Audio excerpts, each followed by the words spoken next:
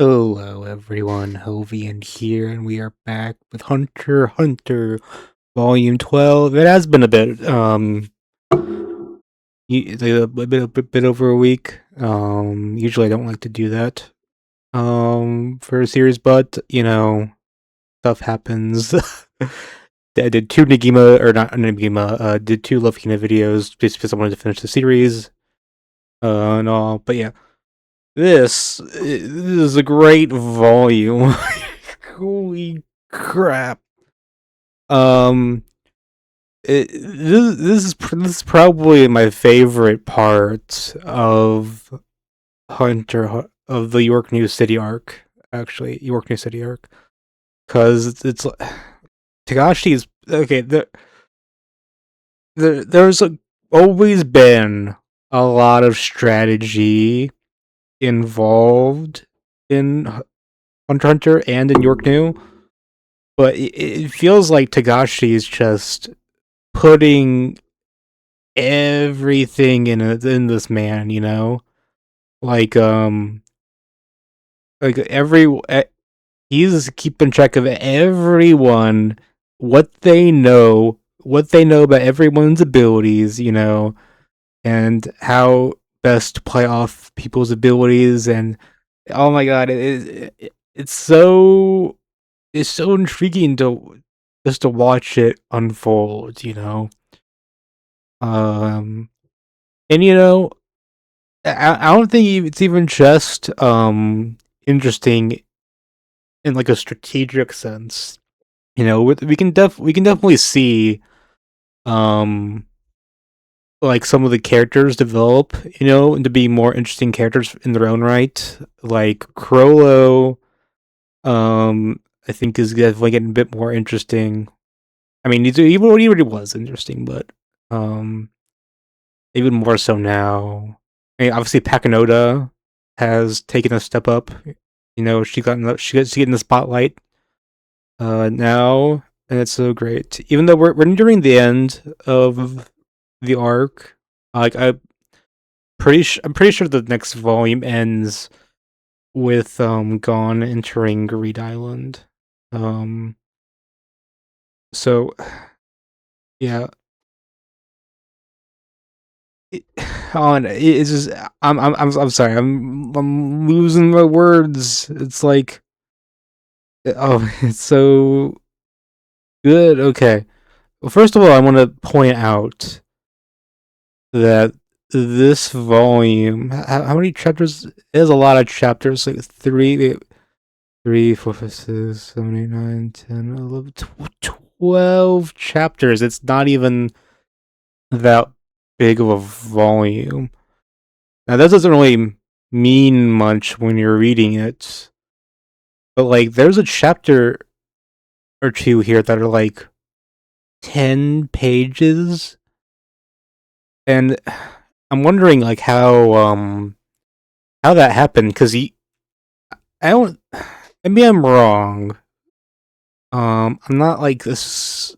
I don't like read every single releasing Jump manga, while they're releasing, but don't they usually just like skip an issue if they're behind like that, instead of like releasing a just half length chapter, um I don't know, maybe everyone's different. It just felt weird that there'd be like a chapter that short. Makes a difference. I'm um just wondering. Higashi's volume comment here um is a nice one. Sit back, relax, and enjoy. It's such a Higashi comment. I mean, usually they're just like subtle cries for help or whatever, but or very vague, comments like that. But anyways, Chrollo used his ability ability, um copy Neon's fortune telling ability. And we got fortunes for everyone. Well, everyone in their trope. Well, not everyone, because not everyone has well, you need their birthday and your blood type, and some of them don't know either. You think they'd be able to tell their blood? You can get that tested. You can get your blood type tested. Um, can't test your birthday though. So I mean, they do mention this near the end of the section, but it really is surprising that they all know their birthdays. Well, that the vast majority, most of them know their birthdays. Not all of them. I think like two. What was it, two? Um, had their okay. Wait, who didn't have their birthdays listed? Right, Luvo, Hisoka. Yeah, we had three. Okay, three. Um, didn't. It was like Shell. Was it Shalnark, Phaeton, or Topi? Didn't have their abilities. Or is it Finks? I don't know. I can't. Whatever. Shut up. um. Okay, so 10 out of 13 knew their birthdays, which is sort of surprising. Okay, you might think, oh, why is that surprising? Everyone knows their. No! These guys, we established this, like, what, last volume? Or, like, the volume before? That these guys are from the. God damn it. I already said it was from last time, but I forgot the name of the um uh city. Okay, wait, Meteor City. They're from Meteor City, which is like a wasteland. Like imagine the place. Um, the first episode of Gachi Yakuta, the pit. It's imagine the pit. I guess that's what Tagashi draws when he draws the city. Look at this. Um, Yo, see? Okay, wait. There's some buildings in the distance. So maybe there's some proper city, you know? But they specifically say that Meteor City is where there's no ID, you know? Um it's like there's people with no official records. So there's no record of your birthday. Um So like you'd have to, your parent would have to tell you. I'm assuming lots of people there are orphans. Either born there or like left. I don't know if people leave orphans in Meteor City. I wouldn't be surprised. It does. I don't know. It does seem. Uh, it does seem pretty contrived. A bit contrived. But 10 of them would know their. Okay, wait. Well, okay, it doesn't matter much. I mean, it, Tagashi noticed. He knew that that was an issue, so he had that line in there. So he acknowledged that it was a surprise. So that it's not impossible, and Tagashi mentioned it.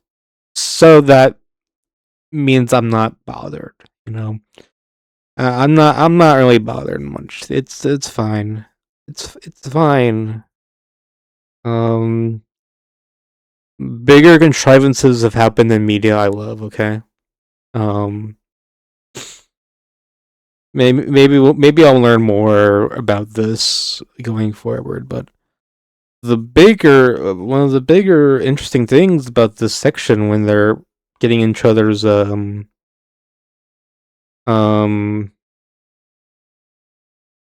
fortunes taken. Well, his Soka is crazy here. Like he uses his texture disguise to make a fake poem to mislead people, mislead the trope as to what's going on. Like basically, they're making it so that like they think that Kurapika forced or is forced him to disclose abilities of the Phantom Trope, but in reality, um, he wasn't. Um, that's an interesting um economy here. Probably, it was doing that because if they knew, they might even kill him. Um, but the fact that he was even able to like make a convincing poem that's like in style with the other ones and like divulged a lot of true information, that might be like um not convenient for him, is interesting. But he also did this so that there's a risk so that the troop would stay in Yorknew so he can fight Chrollo. Because that's his obsession. It's so cool. It's so cool. It shows how interesting of ability texture surprises. It's not as iconic as Bungee Gum. But it's still a great ability um that he had. Now there's also another thing. So I was I think I was wrong when I was talking in an earlier video. Um I the thought that Chrollo's poem that suggested that half the troop will die was kind of like referring to the fact that they faked their deaths and that still thrived. But that's not true because I thought I was on um okay, I was mistaken. Because I thought since the troop I know lives, or at least most of them live, I got spoiled that Cortobi dies in post anime. Um, but I thought that it would mean, since I knew the troop survives this arc, I thought that it meant that like since the fortune has to come true, it means that the fortune was vaguely more vague than it was. But what's actually happening is that the fortunes you can change by drastically changing your behavior. It's like in the classic tale or story, Christmas Carol. Um, Scrooge was like, I've seen the vision of the future from the Ghost of Christmas Future. Is this is this a vision of what will be, or can I change my ways? And the Neon's poems, there, if you can change it. Um, which is why it felt strange that she was like my fortunes are 100% accurate. Because, like, if you tell a fortune and then they change their ways, making it so that the fortune was avoided, that means it wasn't accurate, technically, right? So how did they gauge it, right? Uh, I'm not making this up. She did say that her fortunes were 100% accurate, or her father, right? It did say that. I don't know. It, I don't know. But I should have realized that the there's no way that her ability would be much less profitable if the fortunes were predetermined and you can't do anything about it. Um, because like really the only way her father could become rich through fortunes is if it would allow him to gain more money through the information he gets. Um, which I don't know. Maybe he could have done that. Because maybe the fortunes could still come true in a way that gains him possession of more stuff. I don't know. Yeah, I'm trying to like if you're as confused about what I'm saying, you ask me to explain later, and I'll do it in a comment.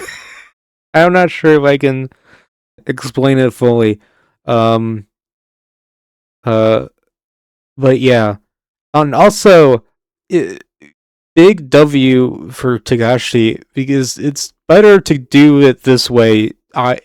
Too, you know, to allow you to change your ways and then avoid the fortune because it's like it's more you're much more flexible there and it's much less mystical, you know, like I mean well I mean I don't even know like how the ability works in like a physical sense. Like obviously we're in a magic system. Um but I don't know, I feel like things get a bit weird when you talk about the future, you know? But to say like, oh, this thing will come true no matter what, I don't know. It definitely feels weird to it's better this way. That's what I'm saying. That's that's what we're doing. Um yeah, so they all have their fortunes. Half the troop is gonna die unless they change. I assume that changing your ways. They don't mention that phrase, but like you can you can change your behavior in such a way as to make the um for fortunes not come true. Um, like I'm assuming that like let I don't know, like let's say um Neon writes someone's fortune, you know, she doesn't know what's on it, and let's say no one reads it, so they don't know what the fortune is. I think it would still come true. Um, I think it would guarantee to become true. They could look on it afterwards, you know, because it's only like a month. Um, I don't know. Wait. Oh, wait. Didn't they have a line that said like they validated it through like other through like various tests or something? I think I maybe just a second. Okay, I give up on looking. I there's like a line about like how they tested it, but it's fine. Um. Anyways, the mafia called off the hit on or the bounty on the Phantom Trope. So that means Gon and Killua don't have to fight them. They do anyway. they, well, Gon has a plan um, to get Greed Island the game, enough money to get the game. Um, we'll see that next volume. Um, but then they're like, "Oh, I still want to go under the Phantom trope." Well, we do. We'll do it, and then there's like a whole. Okay, I feel bad for this. I forget his name. Starts with an S. This guy. Um, he's really cool. Yeah, he likes dogs. That's cool. They're cute. He has all sorts of dogs, a full variety. Look at that nose, and they're all good boys. And he likes his girlfriend. He's like a girlfriend guy. Um, and then they died. Well, not right here. Later on in the volume. And why did he die? Well, because bad luck. Um, this Kurapika is crazy. If only he wasn't with Kurapika. Bro, he wasn't really with Kurapika. It was just association. He just had the eyes on him. If he didn't have the eyes on him, it'd be fine. I'm surprised Kurapika didn't have the eyes on him himself. Um, yeah, there's just so much going on in this section. The Phantom trope with Gon. There's the Phantom trope, and then Gon and Killua, and then there's also Kurapika and Melody. And then like obviously Melody Kurapika is on the same team, Gon Killua. Same with Melody. Um well, Melody hadn't met Kurapika or Killua. Melody has not met Killua or Gon before this volume, but obviously it's just they're friends of Killua, so they're friends of Melody. And I like the part where it's just like I can tell you're an assassin because your footsteps are so silent. That was cool. Yeah, they get captured by the trope again because they did a bad job tailing, and then we get the scene in the hotel that I was like wondering when it was going to happen. Um, it was interesting because the Oreo came in and was like, "Hey, we're gonna." He was like communicating with him that there is going to be a blackout at 7 o'clock on the dot. Um, that was cool how the Oreo was able to do that, and he was warned them to close their eyes so that they can adjust to the darkness, like a pirate with the patch.